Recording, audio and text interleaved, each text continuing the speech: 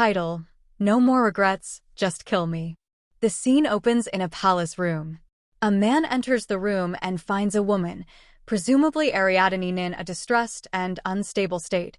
She appears to be in a fit of madness, crying out uncontrollably. The maid nearby explains, "The madam intentionally tried to hurt herself, and we couldn't stop her." The man, shocked and concerned, calls out her name, Ariadne. Upon seeing her eyes, the man is struck with recognition. He realizes that her eyes mirror the same haunted look he had when he was once suffering from psychosis. He wonders to himself, has she been infected with my curse? Without hesitation, he orders everyone else to leave the room. He then takes medicine, pouring it into his own mouth before transferring it to her, urgently trying to save her life. Ariadne, overwhelmed with emotion, begins to cry even harder. She looks at him and says, "Carlothian, you're always making me miserable. Enough already. Just kill me." The scene opens with Yuina at her parents' funeral. We learn that her parents died in a tragic house fire caused by a discarded cigarette, but leading to their suffocation. Yuina, who comes from a financially struggling background, had been pursuing a dream of becoming a singer without her mother's knowledge. Sadly, she never got the chance to share her achievement with her parents. Yuina is heartbroken, feeling as if her purpose and joy are gone, as her parents were likely her main source of motivation. She questions how she's supposed to continue without them. At her lowest point, a manager from the entertainment company where she auditioned approaches her. He offers his condolences and reminds her of her potential, encouraging her not to give up on her dream of singing. This man symbolizes a small beacon of hope, giving Yuina a new reason to move forward despite her immense loss. Following this encouragement, Yuina pursues her singing career. Despite the challenges of the entertainment industry, she finds happiness in living her dream, even though the journey is incredibly demanding and exhausting. During a grueling schedule, she experiences a serious accident. The doctor informs her that continuing to sing may no longer be possible, crushing her dreams once more. With singing as her sole purpose after her parents' passing, this news leaves her devastated and without any motivation to live. Overcome with despair, Yuina makes the heartbreaking decision to end her life, seeing no path forward without her voice and her family. Yuina initially believes that her life ended with her suicide. However, she hears someone calling the name Ariadne and realizes she's in an unfamiliar place. A man near her is distraught, mentioning that she attempted to hang herself right after her wedding to the crown prince, Luciano. As the man continues to speak, Yuina becomes confused by the unfamiliar names and setting. She then recognizes Luciano and Dorothea as characters from a novel she read, The Saint Who Abandons Her Status. It dawns on her that she has been reincarnated as Ariadne, a side character in the story. Ariadne's backstory is filled with unrequited love and jealousy. She was married for political reasons to Carlothian, the man she loved deeply, but he only loved Dorothea, the story's protagonist. This unreturned love drove Ariadne to use black magic out of jealousy, leading to her downfall. She was stripped of her noble status and sent to a monastery. Yuina realizes that, even in this new body, her voice is gone, likely due to the lingering wounds from the hanging attempt. The man caring for her explains that the injury on her neck won't fully heal. She reflects on how, even in this strange, fantasy-like world, she's still trapped without a voice or agency. Feeling hopeless and trapped in the painful situation, Yuina, as Ariadne, tries to end her life again by hanging herself, using her remaining memories of Ariadne's life to find another rope. However, when she wakes up, she's back in the same bed where she started, unharmed but still alive. Yuina is left questioning why she's still alive, unable to escape this new reality, even through death. This scene highlights her feelings of despair and powerlessness. Despite being in a completely different world, her struggles remain similar, emphasizing her internal turmoil. The scene opens with a cold, echoing silence in the royal courtroom. Ariadne kneels before the princess, her shoulders hunched, her face shadowed with despair. Princess, leaning forward with a smug smile. So, you finally understand where you belong, Ariadne. I can almost pity you, but then again, you wouldn't understand that, would you? The princess frames Ariadne because she is also love within him. Ariadne looks up briefly, her gaze hollow. Her lips quiver as she searches for words, but no one expects her to respond. Her position at the princess's feet speaks volumes. The prince's words sting, carrying years of disdain and resentment. Ariadne clenches her fists, feeling the weight of her past mistakes hanging over her like a shadow. Princess, gaze sharpening with a cruel satisfaction, you were always the perfect scapegoat, you know. So flawed, so desperate, always fumbling. And now, all that you've done, look where it's brought you. Ariadne's voice is barely audible, a whisper clawing out from her broken spirit. Ariadne, you may have everything, but you'll never have love either. The princess's smile vanishes momentarily, her eyes narrowing. She responds with a dismissive laugh, as if dismissing a childish remark. Princess, love? You're even more foolish than I thought. Kindness, loyalty, did you ever think those things mattered? Oh, how naive you must have been. Ariadne looks down, and the memories of her past flicker before her eyes, her husband, who never loved her back. Those are the memories of Ariadne. The mastermind of all of this is none other than Imperial Princess. Later, in a secluded room, Ariadne examines herself in a dimly lit mirror. Her reflection is haunted, tired eyes meeting her own. She touches the faint scars on her arms and throat. Every time she tries to kill herself, the time rewind, but scars of her body remains. Ariadne, whispering to herself, why can't it end? Each time, I die, and yet I wake again. Why can't I just be free of this? She pulls back her sleeve to reveal more wounds. She touches them with a hollow, almost absent look, her fingers tracing the scars that speak to her despair. Finally, she comes to a decision. Ariadne, this time, I'll change the place. I won't be found again. Maybe that will finally bring an end. Ariadne finds herself standing alone in a quiet grove. Trees loom above her, their branches casting ghostly shadows on the ground. She gazes up, searching for a strong enough branch. A faint wind stirs the leaves as she ties a rope to the tree, her movements slow, resigned, as if performing a ritual she has prepared for her whole life. As she stands beneath the branch, preparing to slip the noose over her head, a voice cuts through the stillness. Guard, urgent, surprised. Miss, what are you doing? Ariadne turns sharply, her eyes wide. The guard steps forward, noticing the rope and her wounds, his expression softening from shock to concern. Guard, please, what are you doing? You're hurt. Ariadne steps back, panic flaring in her eyes. She knows this is her last moment. She cannot be stopped. She pulls away, breaking into a run. The guard hesitates, watching her flee, confusion and concern etched on his face. Elsewhere, the prince and the saint receive news from the guard. The prince's face hardens with a cold resolve. Prince, Ariadne has caused enough trouble. I should have known she'd attempt something like this. Saint, with a pleading look, Your Highness, I must go with you. Whatever she has done, no one deserves to be left to such despair. I cannot stand idly by. The prince hesitates, but relents as he sees the saint's determination. They set off together, both bound by duty and conflicting emotions. Ariadne ties the rope. Ariadne prepares to throw herself from the branch. The guard catches her in time. And asks, why are you doing this? Ariadne, frustrated, tries to free from the guard. Prince and saint arrived at the scene. The prince draws his sword, cutting the rope swiftly, causing her to fall to the ground, stunned and breathless.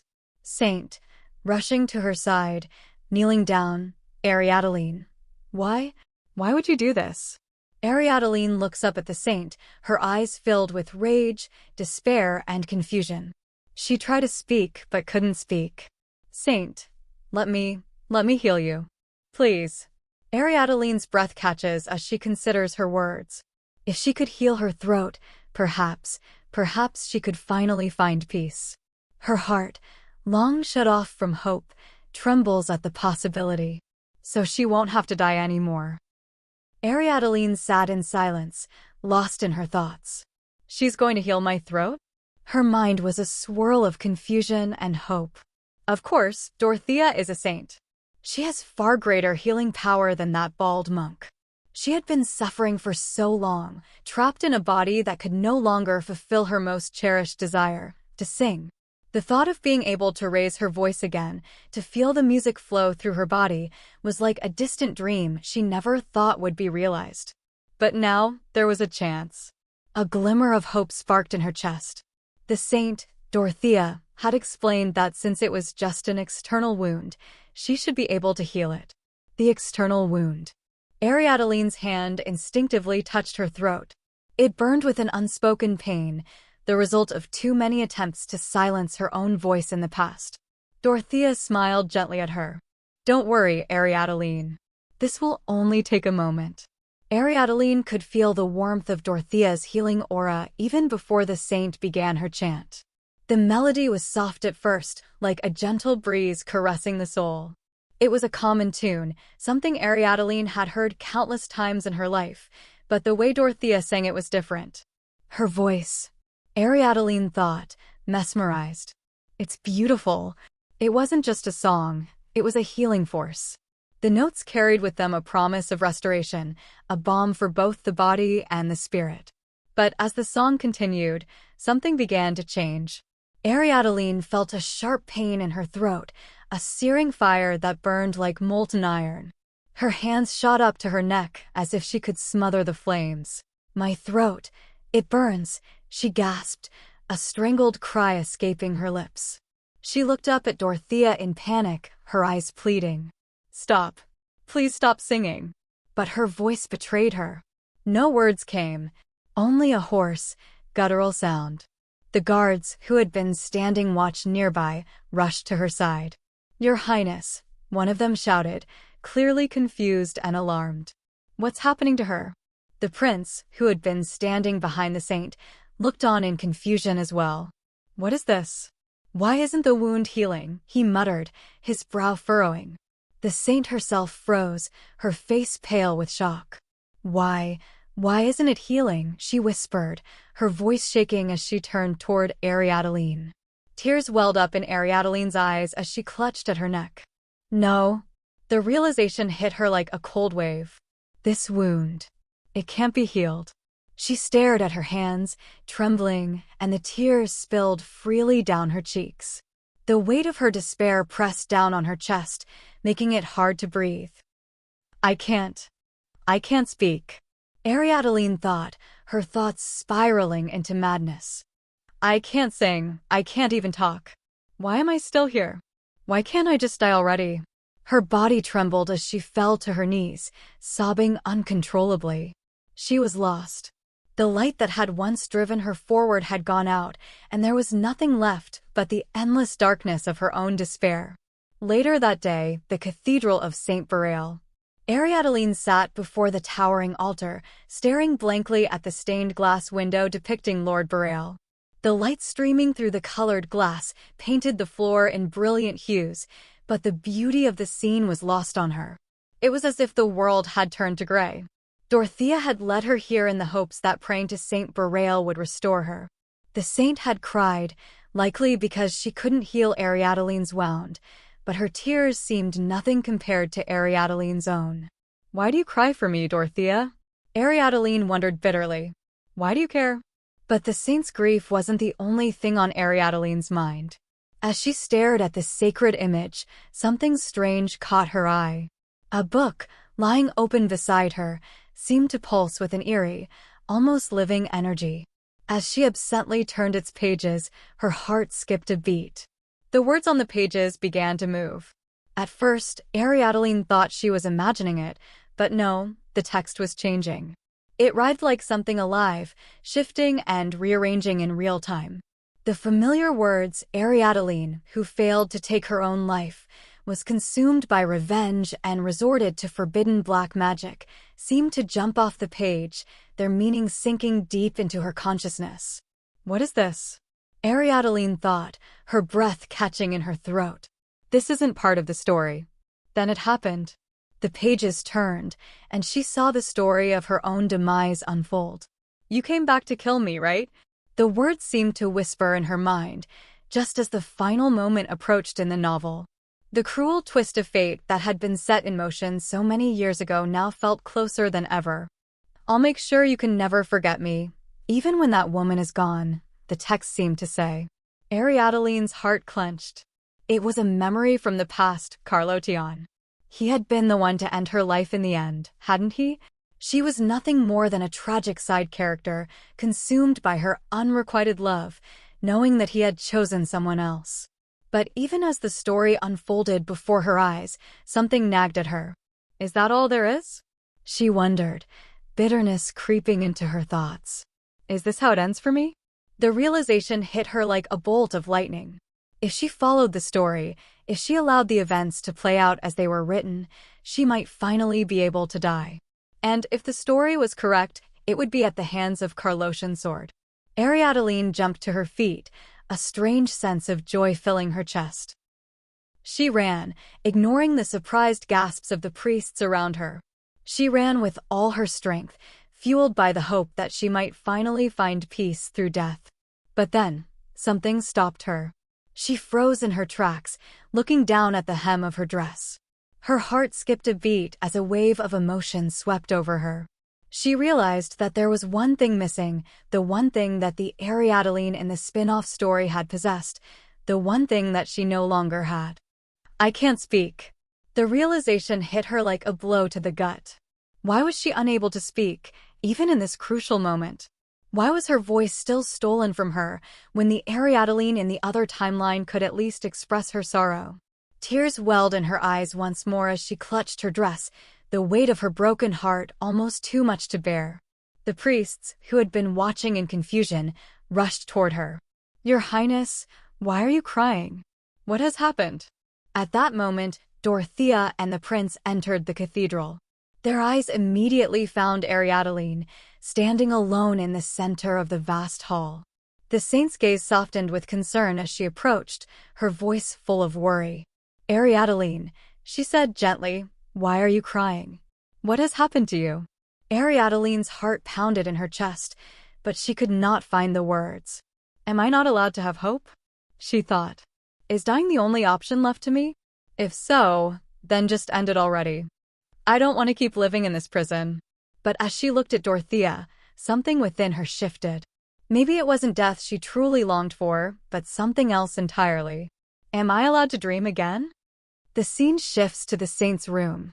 The air is heavy with a somber stillness as the saint sits near a window, her gaze distant. The wound on Ariadne's neck catches her eye once more. It was not just a single, desperate act. No, it seemed as though Ariadne had tried to end her life more than once. The faint bruises on her neck told a story of repeated attempts, each more painful than the last. A soft knock at the door interrupts her thoughts, followed by the sudden entrance of the prince. His presence is unexpected, and she jumps slightly at the sound of his voice. What are you so deep in thought about? He asks, his expression gentle but curious. The saint quickly turns her attention away from Ariadne's wounds, masking the concern in her eyes. Could it be that you're worried about Ariadne? The prince continues, taking a step closer. The saint hesitates before responding, her voice firm as she shakes her head. No, it's not that. The prince raises an eyebrow. I came because I was worried she might lash out after hearing about Carlotta's engagement announcement. But she seems calmer than I expected. The saint, who had been lost in thought, glances back at the prince, her expression softening slightly. It's a relief that she's not as distraught as I feared. The prince leans in, his voice dropping to a more intimate tone. By the way, there's the monastery outside the capital that should be informed of our marriage, but it's not the ideal place for newlyweds to be cooped up alone. I still want to spend a little more time alone with you, away from all of this. The saint's heart tightens at his words. She has long cherished these moments with him, but the situation is delicate, and her duty calls louder than her desire. She stands, her resolve firm. "We can't do that," she says, her voice unwavering. The prince, surprised, takes a step back. "What do you mean?" The saint walks toward the window, her gaze now fixed on the distant skyline of the capital. "Ariadne should be taken to the capital," she explains. "She needs medical attention, and, more importantly, she needs protection. The city may provide her with more security than this remote place." The room is dimly lit, filled with shadows that dance along the walls. Ariadne stands near the window, her expression a mix of frustration and confusion as she watches Prince and Saint enter. "Ariadne, what the heck? What do these people want? Lucia, even coming here." Saint is requesting to show her one more time. "They were so persistent that I let them in, but—" "Saint, thank you, Ariadne.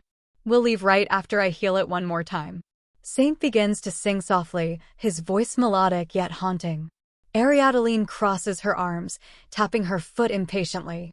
"Ariadne, this is seriously pointless. Hurry up and finish, then get out." Saint continues to sing, oblivious to her irritation. His voice resonates with a strange power that seems to fill the room with a warm light. "Saint, thank you for showing me." Ariadne looks confused as Saint leaves without the prince. Prince steps closer, his brow furrowed in concern. "Prince, you're doing this on purpose. You're trying to get Dorothea's attention, aren't you? Do you want to go back to the capital that badly?" Ariadne's expression shifts at the mention of the capital. A flicker of hope crosses her face before it turns to anger. "Ariadne, what did you just say? You bastard! Finally, you're acting like Ariadne again." The tension between them thickens as they stand in silence for a moment, both grappling with their emotions. The scene shifts to Dorothea meeting with a priest in the temple. The atmosphere is heavy with unspoken judgments. "Dorothea, I'll take Ariadne to the capital temple." "Priest, what?" "Dorothea, you haven't been taking proper care of Ariadne, have you? You can't say you didn't know about her wounds and bruises." The priest looks defensive, crossing his arms. "Priest, she did it herself. It's her own fault." Dorothea's anger flares as she steps closer to him. "Dorothea, what did you say? Anyway, from today onward, Ariadne will be under surveillance of the temple." "Priest, if that's what you say, we will follow the order." At that moment, Prince arrives, concern etched on his face. "Prince, I understand that you pity that woman. But she's a criminal. You don't need to take her circumstances into account." Dorothea shakes her head vehemently. "Dorothea, Ariadne is using dark magic on herself." Prince looks surprised, his eyes widen in disbelief. "Prince, angrily, I thought something was off. We should execute her immediately." Dorothea steps back, her expression serious and resolute. "Dorothea, you're wrong, Lucia, no. The reason dark magic is so feared is not just because it affects the caster, but because it also corrupts the souls of those harmed by it, consuming them in suffering." The tension escalates as they argue about Ariadne's fate. The walls seem to echo their heated words. "Prince, the reason dark magic is so feared is not just because it affects the caster, but because it also corrupts the souls of those harmed by it, consuming them in suffering." "Dorothea, if that's the case, her soul should have been spared from suffering." "Which means, exactly, by casting dark magic on herself, she is wishing for herself to fall into hell." "Prince, she's not the kind of woman who would do such a thing. You know that too." Dorothea's gaze softens slightly as she considers his words. "Dorothea, I don't understand why she changed, but there's no doubt something has shifted inside her that we don't know about. Something terrible that she wants to lock her soul in eternal suffering. Maybe she regrets her past." Prince clenches his fists, torn between duty and compassion. "Prince, so that's why you said you'd take her to the capital?" "Dorothea, the believers here can't stop her." Prince contemplates Dorothea's words. He knows the truth behind them, but struggles with his feelings for Ariadne. "Prince, that's true, but—" "Dorothea, and don't forget, instead of helping her, her parents." Her words hang heavy in the air as Prince nods slowly in understanding. Prince. Fine, I'll take her. Ariadne, to the capital. Ariadne looks shocked at this sudden turn of events. Confusion washes over her face as she processes what's happening. Ariadne. Why? Am I being locked up again? She recalls Dorothea coming to see her, a memory tinged with bitterness. Ariadne. I remember Dorothea coming to see me. And so, it was decided that we'd go to the capital. Well, I found a way to go even in the capital. I doubt anyone will be happy to see me. I never imagined they'd treat me this badly. Ariadne reflects on her reputation as they travel through winding roads leading to the capital. We'll arrive at the capital after nightfall. Ariadne, the villainess who tormented Dorothea and was infamous even among common folk. A sense of dread fills her heart as she thinks about what awaits her there. Well, at least it worked out in the end. Ariadne asks a guard nearby for a sheet. Ariadne, can I have a sheet? The guard hands her one sheet without much thought. Ariadne frowns. Ariadne, why is there only one sheet? And give me a pen too. Guard. Well, at least it worked out in the end. Ariadne smirks at his indifference. Ariadne. All right, this should do it. Now for sure. She glances sideways toward an open window. Hope flickers within her heart. This place, we've arrived. Wow! The capital's temple. It's massive and overwhelming. As the guard unties her ropes, she seizes the moment and smugly runs away from him. Guard, capture that woman immediately. Ariadne laughs defiantly as adrenaline rushes through her veins. Ariadne, I have nothing to lose in life. There's nothing to fear.